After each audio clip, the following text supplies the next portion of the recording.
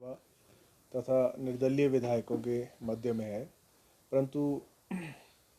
जनता की जानकारी के लिए आपके माध्यम से हिमाचल वासियों की और देशवासियों की जानकारी के लिए जो न्यायालय की प्रोसीडिंग्स में आज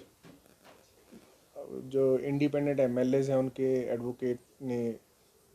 अपने आर्गूमेंट्स कंप्लीट किए और माननीय स्पीकर जी की तरफ से आर्गूमेंट्स अभी चल रहे हैं। तो मामले की कार्रवाई है मंगलवार, आने वाले मंगलवार को 4:15 बजे पुनः शुरू होगी, जहां माननीय स्पीकर साहब के अधिवक्ता महोदय अपनी आर्गूमेंट्स, अपनी दलीलें रखेंगे।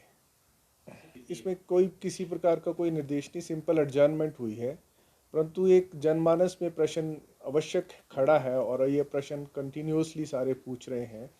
कि जो इंडिपेंडेंट विधायक हैं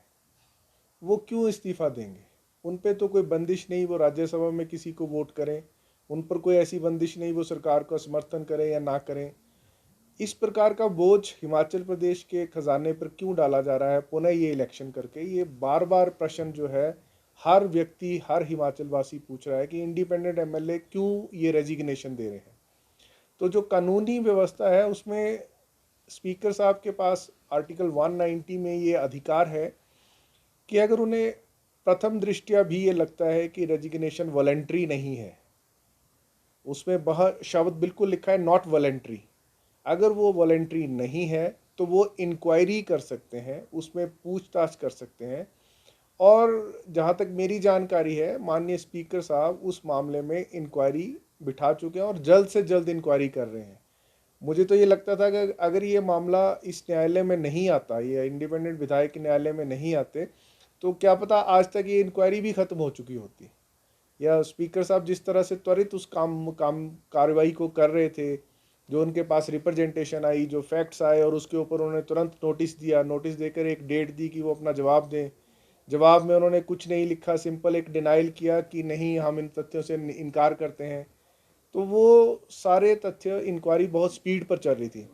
परंतु जब मामला उच्च न्यायालय में, जिसको हम कहते हैं कि अब पेंडिंग हो गया है, तो उसके पश्चात माननीय स्पीकर साहब का जो भी कार्रवाई करेंगे, जिस प्रकार से भी कार्रवाई करेंगे, वो उनको पूर्ण अधिकार है। और ये लगता है कि इंडिपेंडेंट एमएलए उस इंक्वायरी को डिले करने के लिए इस मामले को उच्च न्यायालय में लंबित किया है, ऐसा महसूस होता है। परंतु मुख्य प्रश्न यही है कि वो रिज़ाइन क्यों करें, उनके ऊपर किसी प्रकार का कोई आरोप नहीं था। तो जो हिमाचल प्रदेश सरकार पर